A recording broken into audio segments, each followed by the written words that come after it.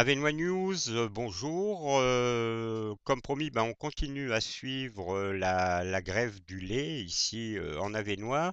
Et là, ce qu'on va vous faire écouter maintenant, c'est une interview de Pascal Massol, qui est le président de l'APLI, l'Association des producteurs laitiers indépendants.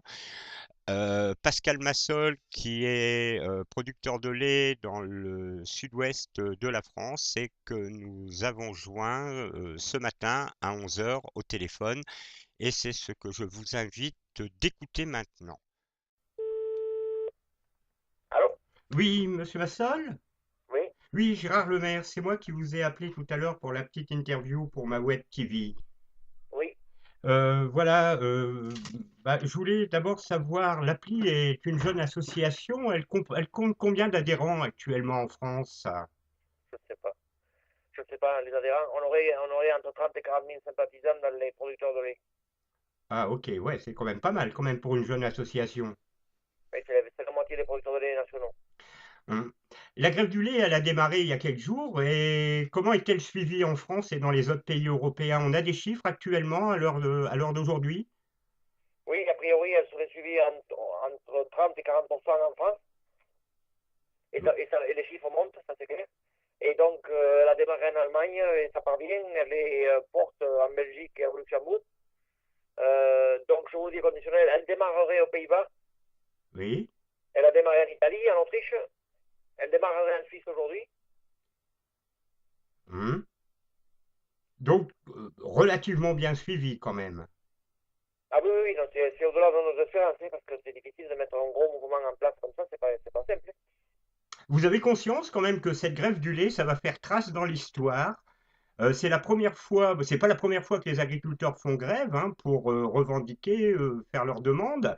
Mais là, on est en face d'une grève européenne. Vous avez une idée de ça? Vous vous rendez compte que vous allez rentrer dans l'histoire avec cette grève? De toute façon, c'est pas le but. Si c'est le cas, je serais très très heureux, puisque pour une fois que ce soit les paysans qui innovent dans ce monde moderne, qui innovent en se solidarisant au niveau européen, ben, j'en serais très fier, ça c'est clair.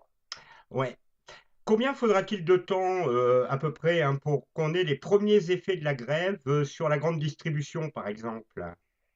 Je sais pas trop. Ce que je sais, c'est qu'il commence à y avoir des soucis de fabrication de desserts de yaourt, de produits laitiers.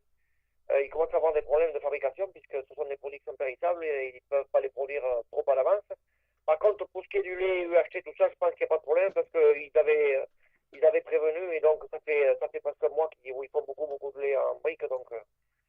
Donc, à mon avis, sur le lait, il n'y a pas de souci. Par contre, sur les produits laitiers, les desserts, tout ça, il va y avoir, ça va, il semblerait déjà qu'il manque de lactimel dans certains rayons.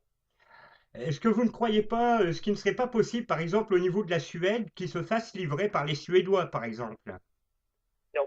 Non? De toute façon, on sait tout ce qui se passe puisqu'on a des personnes qui se renseignent pour nous à toutes les frontières, qu'elles soient maritimes, ferroviaires ou routières ou aériennes. Donc, on va savoir ce qui se passe partout, qui fait quoi. J'ai assisté à une réunion de l'appli, d'ailleurs, qui est sur ma télévision, qui a eu lieu à Samé, hein, dans le Pas-de-Calais.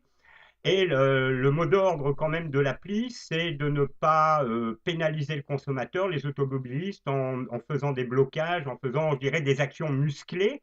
Or, il y en a eu quand même. Je crois savoir qu'il y a eu des blocages de frontières à Saint-Avit, à la frontière allemande, et qu'il y a eu aussi des blocages en Bretagne au niveau de certaines usines de transformation de laiterie. ouais. Il faut savoir que de toute façon, donc, le mot d'ordre appli, il est bon pour la France, hein. Donc, il est clair que chacun a sa sensibilité. Dans le MB, il y a des gens qui sont plus radicaux que nous. Moi, je pensais que l'intelligence, c'était de faire ce qu'on fait. Les blocages qu'il y a eu en France, ils sont en rien liés à l'appli, hein. Il faut savoir que la compréhension paysanne ou la FNSEA sont en train de voir comment ils pourraient rentrer dans la ronde, entre guillemets. Et donc, c'est la compréhension. Tous les blocages qu'il y a eu aujourd'hui, a priori, seraient dus à la compréhension paysanne.